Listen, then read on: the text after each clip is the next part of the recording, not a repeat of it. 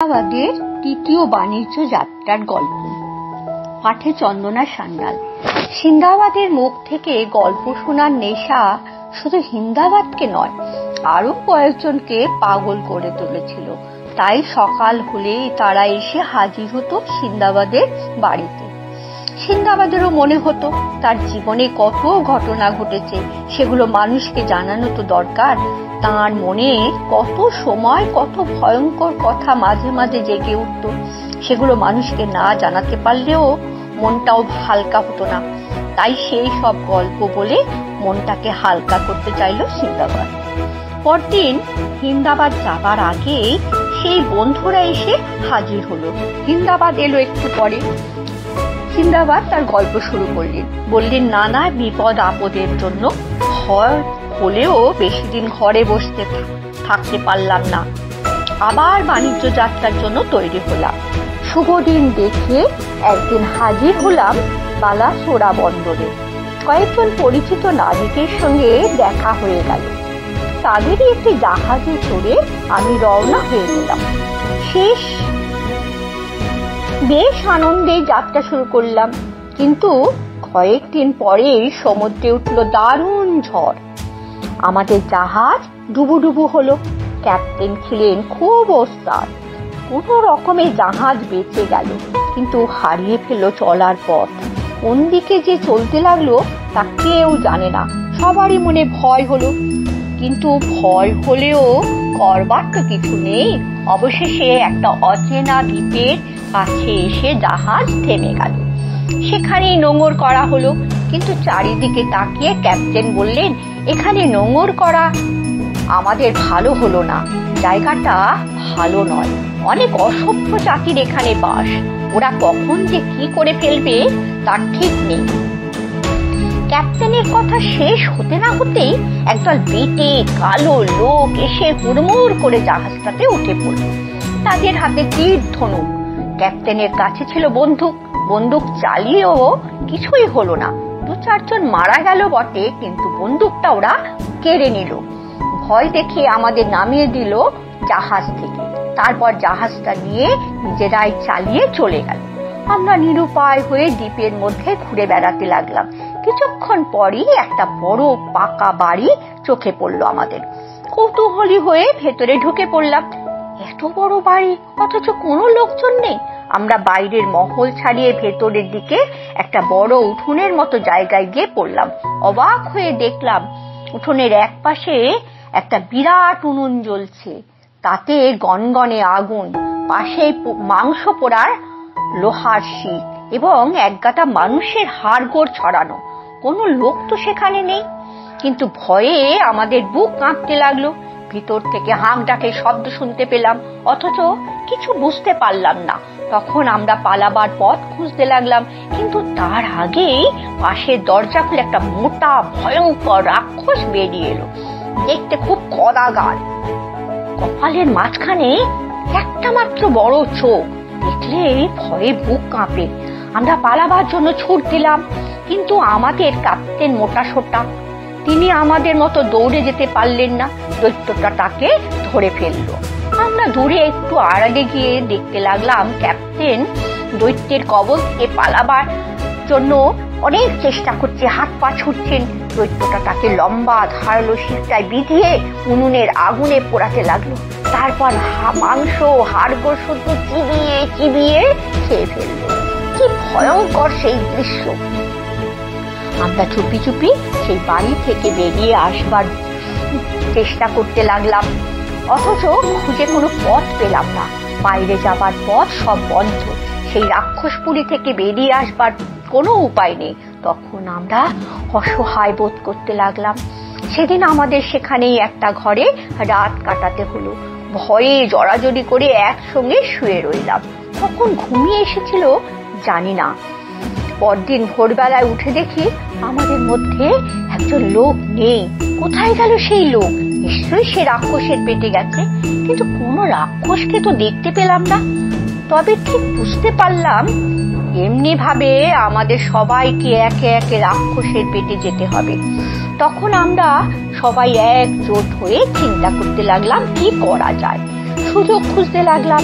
এক সময় দেখলাম রাক্ষসটা হাত পা ছড়িয়ে ঘরের মেঝেতে ঘুমিয়ে আছে। সেই সুযোগ আমরা কয়েকটা লোহার শিট আগুনে পুড়িয়ে নিলাম। তারপর রাক্ষসটার কাছে গিয়ে ওর চোখে একটা শিট বিঁধিয়ে দিলাম। হঠাৎ সে জেগে উঠে যন্ত্রণায় চিৎকার করতে লাগলো। আমাদের আর কিছু করার দরকার হলো না। রাক্ষসটা দরজা খুলে লাফাতে লাফাতে পালিয়ে গেল। দরজা খোলা পেয়ে আমরাও সেখান থেকে বেরিয়ে পড়লাম। ছুটতে ছুটতে গিয়ে হাজির হলাম সমুদ্রের পাড়ে। এবার ভাবতে লাগলাম কিভাবে এই দ্বীপ থেকে পালিয়ে যাব। সমুদ্রের পাড়ে এখানে ওখানে কতগুলি কাঠের বড় বড় টুকরো পড়েছিল, সেগুলো কুড়িয়ে একসঙ্গে জড়ো করলাম। তারপর খুঁজে খুঁজে নিয়ে এলাম কতগুলো শক্ত বুনো লতা। সেই লতা দিয়ে কয়েকটা কাঠ একসঙ্গে বেঁধে ভেলা তৈরি করতে লাগলাম। বৈঠাও তৈরি করলাম কাঠ দিয়ে। কয়েকটা ভেলা তৈরি হয়ে গেল। প্রত্যেকে এক একটি ভেলায় চড়ে ভেসে পড়লাম নদীতে। কতক্ষণ কোনো বিপদ হয়নি, রাক্ষসটা আমাদের খুঁজে পাইনি। কিন্তু কিছু দূর যেতে না যেতেই দেখলাম সেই রাক্ষসটা আরো দুটি রাক্ষসকে সঙ্গে নিয়ে সেদিকে ছুটে আসছে। শিকার হাত ছাড়া তাদের হয়েছে দেখে রাক্ষসেরা বড় বড় পাথর আমাদের দিকে ছুঁড়ে মারতে লাগলো। ওদের গায়ে অসুরের মতো শক্তি আর হাতের নিশানাও খুব ভালো। বড় বড় পাথর ছুঁড়ে আমাদের কয়েকটা ভেলা ডুবিয়ে দিল। যাদের ভেলা ডুবে গেল তাদের অনেকেই সাঁতার জানে না। সমুদ্রে পড়ে হাবুডুবু খেতে খেতে তারা কয়েকজন মারা গেল, কেউ বা ভেসে গেল জলে। আমরা তিনজন মাত্র কোনো রকমে বেঁচে গেলাম। আমাদের ভেলা পাড় থেকে বেশ কিছু দূরে চলে গিয়েছিল, তাই ঢিল আমাদের গায়ে লাগেনি। ভেলা চালিয়ে চালিয়ে অনেক দূর চলে যাবার পর আমরা সেই রাক্ষসদের আর দেখতে পেলাম না। তখন এক জায়গায় ভেলা ফিরিয়ে নেমে পড়লাম। নেমে কিছুটা হেঁটে যেতেই দেখলাম একটা বিরাট কলা বাগান। সেই কলা বাগানে অনেক গাছে পাকা কলার কাঁদি ঝুলছে। সেই কলা খেয়ে আমরা তখনকার মতো খিদে মেটালাম। নিজেদের দুর্ভাগ্যের কথা চিন্তা করতে করতে চলতে লাগলাম আমরা। কপালে আমাদের কত দুঃখ আছে কে জানে। হঠাৎ ফোঁস ফোঁস শব্দ শুনে এক জায়গায় দাঁড়িয়ে পড়লাম। সামনে তাকিয়ে দেখলাম একটা বিরাট অজগর আমাদের দিকে তেড়ে আসছে। আমরা তো প্রাণের ভয়ে ছুটতে লাগলাম, কিন্তু আমাদের মধ্যে যে পিছিয়ে পড়েছিল তাকে অজগরটা ধরে ফেললো। পাকে পাকে সারা শরীরটাকে জড়িয়ে তাকে আর ধরে একেবারে কাবু করে ফেললো। আমরা কিছুতেই তাকে আর বাঁচাতে পারলাম না। নিজেদের প্রাণ বাঁচাতে ছুটতে লাগলাম। সামনেই একটা প্রকাণ্ড গাছ দেখতে পেয়ে উঠে পড়লাম তার উপর, যদি আবার কোনো অজগর ছুটে আসে। কিন্তু আমরা জানতাম না বিপদ আমাদের পেছন পেছন ঘুরছে। আমি একটু উঁচু ডালে উঠেছিলাম, আমার সঙ্গী উঠেছিল একটা নিচু ডালে। একটা অজগর এসে গলা উঁচু করে তাকে ধরবার চেষ্টা করতে লাগলো। ভয়ে আমার সঙ্গীটি পা হড়কে পড়ে গেল নিচে। সে অজগরের পেটে গেল। আমি উঁচু ডালে ছিলাম বলে বেঁচে গেলাম। যে ডালটায় আমি ছিলাম সেটা ছিল বেশ মোটা, তার সঙ্গে আড়াআড়ি আর একটা মোটা ডাল ছিল। বেশ নিরাপদেই আমি সেখানে রইলাম।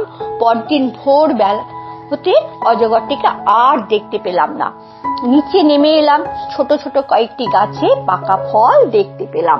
ফলগুলি বেশ মিষ্টি, তাই খেয়ে কোনো রকমে খিদে মেটালাম। কিন্তু কোথায় যাব? যতদূর চোখ যায় চারিদিকে তাকিয়েও কোনো বাড়িঘর দেখতে পেলাম না। সমুদ্রেও দেখতে পেলাম না কোনো জাহাজ। হায়, আমি কি অসহায়! আবার গাছের ওপরে গিয়েই আশ্রয় নিতে হলো। তবে তার আগে কিছু শুকনো ডালপাতা জোগাড় করে চারিদিক ঘিরে রাখলাম। রাতের আঁধার ঘনিয়ে আসবার আগেই সেগুলোতে আগুন জ্বালিয়ে দিলাম। তারপর আবার উঠে পড়লাম গাছে। এখন আমি কিছুটা নিরাপদ। রাত্রিবেলায় আবার অজগরটি এসে হাজির হয়েছিল, কিন্তু গাছের চারিদিকে আগুন দেখেই পালিয়ে গিয়েছিল সেখান থেকে। গাছের ওপরেই আমাকে সারা রাত কাটাতে হলো। দু চোখে একটুও ঘুম এলো না। পরদিন ভোরবেলায় সমুদ্রের দিকে তাকিয়ে মনটা আশায় ভরে উঠল। দেখলাম একটা জাহাজ প্রায় সমুদ্রের পাড় ঘেঁষেই চলেছে। আমি গাছ থেকে নেমে হাত উঁচু করে জোরে জোরে চিৎকার করে জাহাজটাকে ভেড়াতে বললাম। আমাকে দেখতে পেয়ে ও চিৎকার শুনে চালক জাহাজটাকে পাড়ে ফিরিয়ে দিল। আমি তাড়াতাড়ি সেই জাহাজে গিয়ে উঠলাম। গিয়ে দেখলাম এটা আমাদের সেই জাহাজ, যে জাহাজ নিয়ে একদল বেটে লোক আমাদের নামিয়ে দিয়ে দখল করে নিয়েছিল। সেই জাহাজ থেকে সমুদ্রের রক্ষী বাহিনী উদ্ধার করে নিয়ে চলেছে কোনো বন্দরে। রক্ষী বাহিনীর লোকেরাই তা দেখাশোনা করছেন। ভাগ্যক্রমে আমি সেই জাহাজেই আমার মালগুলির সন্ধান পেলাম। সেই জাহাজটি যিনি পরিচালনা করছিলেন তার কাছে আমার সব মালপত্রের বর্ণনা দিলাম। তিনি আমার বর্ণনার সঙ্গে মালপত্রের হুবহু মিল দেখতে পেয়ে সবকিছু আমাকে ফেরত দিতে রাজি হলেন। বললেন এজরা বন্দরে যে আন্তর্জাতিক পুলিশ বাহিনী রয়েছে সেখান থেকে অনুমতি নিয়ে মালগুলি নিতে হবে। তাই করতে হলো। এজরা বন্দরে আমি মালপত্রগুলি ফেরত পেয়ে খুব চড়া দামে বিক্রি করলাম। কিছুদিন আগে সেই বন্দরে এক অগ্নিকাণ্ড হয়ে অনেক জিনিসপত্র পুড়ে গেছে, তাই অনেক জিনিসপত্র পাওয়া যায় না। কাজেই আমার জিনিসের খুব চাহিদা হলো, আমার লাভ হলো অনেক টাকা। এরপর আমি নিরাপদে দেশে ফিরে এলাম। সিন্দাবাদ গল্প শেষ করে হিন্দাবাদকে সেদিনও 100 মোহর দিলেন। বললেন কাল তোমাকে আর আমার অন্য বন্ধুদের পরের বারের বাণিজ্য যাত্রার কাহিনী বলবো। খাওয়া দাওয়া করে ও একটু বিশ্রাম করে সবাই চলে গেল।